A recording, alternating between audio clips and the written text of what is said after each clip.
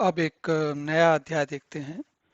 Database भाषाएं और डीबेस package.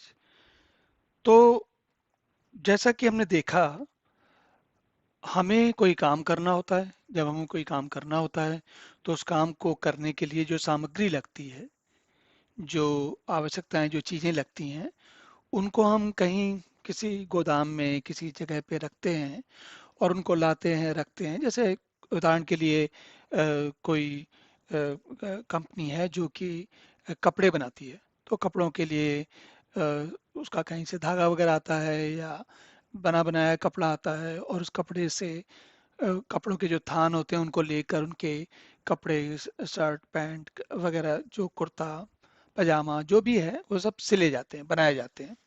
तो अब पहले जो कच्चा माल आता है वो कहीं और रखते हैं, जो बना के रखते हैं, जो बन जाता है उसको कहीं और रखते हैं, फिर जो बेचने के लिए जा रहा है उसको कहीं और ले जाते हैं, वगैरह वगैरह। तो जो ये कच्चा माल आ रहा है, जो ये जानकारी आ रही है, हमारा काम क्या है, हम क्या काम कर रहे हैं, एप्लीकेशन क्या करती है। ये काम, एप्लीकेशन का काम ये करना होता है कि क्या प्रश्न आया है, क्या काम बताया गया है और उसको कैसे करना है। लेकिन जो कच्चा माल या जो बना हुआ माल है, वो है स्टोरेज या डाटा। मतलब जिस हमने जो बनाया काम, जो जो जिससे सामग्री से काम शुरू किया, वो इनपुट डेटा। और जब उस पर कुछ करा, कुछ काम किया, कुछ उसको बनाया, तो वो हुआ आउटपुट डेटा। तो दो अलग अलग किस्म के डेटा हो गए। अब इनपुट डेटा मतलब लाया गया, आउटपुट डेटा मतलब बनाया गया। अब इनको रखा कहाँ जाए, तो वो हमने समझा पिछले प्रश्नों में कि उनको रखने की जगह जो उसका भंडार गृह है, डेटा का भंडार गृह, वो है डेटाबेस।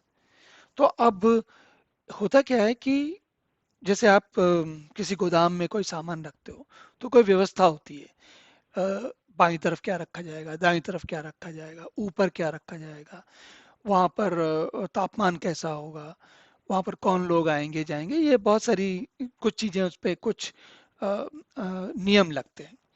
तो जो नियम लगते हैं, उन नियमों को या उस काम को करवाने के लिए भाषा का प्रयोग होता है। भाषा का प्रयोग किस लिए होता है? भाषा का प्रयोग होता है जब हम, जैसे मैं अभी भाषा का प्रयोग करके आपको कुछ समझाने की कोशिश कर रहा हूँ और आप उसी भाषा का प्रयोग करके कुछ समझ रहे हैं। तो भाषा जो होती है, तो एप्लीकेशन डेटाबेस से काम कैसे करवाएगी वो, या मैं और आप अगर डेटाबेस से सीधे बात करें तो किस भाषा में बात करेंगे, वो जो भाषाएं होती हैं उनको कहते हैं डेटाबेस की भाषाएं। अब इनका वर्गीकरण क्या होता है? तो वर्गीकरण, आमतौर पे इनका जो वर्गीकरण है, भाषा को, जो डेटाबेस से बात करने की भाषा होती है, उसको सामान्य बोलचाल की भाषा में या आमतौर पे जो जाना जाता है, उसको कहते हैं स्ट्रक्चर्ड क्वेरी लैंग्वेज। स्ट्रक्चर्ड का मतलब होता है एक नियमबद्ध, एक कोई स्ट्रक्चर का मतलब ही होता है कोई एक तरीका, कोई विधि, कोई मेथड। ऐसे मतलब रैंडम नहीं, कोई भी कुछ कह दिया ऐसा नहीं। कोई एक विशेष शब्द, और किसी भी भाषा में जो व्याकरण होती है वो उसका स्ट्रक्चर बताती है कि कैसे क्या क्या शब्दों को, वाक्यों को कैसे बनाया जाना है। इसी तरीके से डाटाबेस से बात करने में जो व्याक जो नियम होते हैं उनको स्ट्रक्चर्ड क्वेरी कहते हैं, और जो भाषा इसका प्रयोग करती है उसको स्ट्रक्चर्ड क्वेरी लैंग्वेज कहते हैं। तो ये जो इसको आमतौर पर आप स्ट्रक्चर्ड क्वेरी लैंग्वेज, ये पूरा नाम नहीं सुनोगे। आमतौर पर हम सुनते हैं एसक्यूएल, हर जगह कहते हैं एसक्यूएल। जैसे आजकल जो पिछले 10-12 सालों में बहुत विशालकाय डेटाबेस आ रहे हैं, उनमें वो उसको कहते हैं नो सीक्वल डेटाबेस। तो जो पहले मैंने कहा एसक्यूएल, मतलब कि जिसमें स्ट्रक्चर्ड क्वेरी लैंग्वेज लगेगी। आजकल जो नए डेटाबेस आ रहे हैं उनको कहते हैं नो सीक्वल, मतलब उनमें सीक्वल नहीं है। अब ये, अभी हम इसके बारे में चर्चा नहीं करेंगे, लेकिन मैंने केवल एक आपको झलक देने के लिए बताया।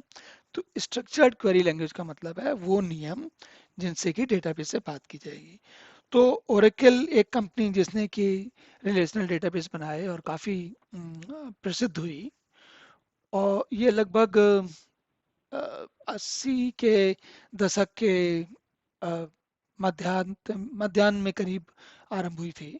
और लगभग 90 91 के आसपास, जब माइक्रोसॉफ्ट विंडोज दुनिया में अपनी पैर जमाने की कोशिश कर रहे थे, तब ओरेकल भी अपने पैर जमाने की कोशिश कर रही थी। लगभग इसका शायद तीसरा वर्जन तब आता था ओरेकल का। तो तीसरा वर्जन आने का मतलब हुआ कि लगभग 85 86 के आसपास आरंभ हुई और 90 91 के समय तक आना शुरू हुआ। इसका नाम मैंने इसलिए लिया क्योंकि ओरेकल बाद में आया, उसके पहले आईबीएम ने एक DB2 करके स्ट्रक्चर्ड क्वेरी लैंग्वेज का डेटाबेस बनाया।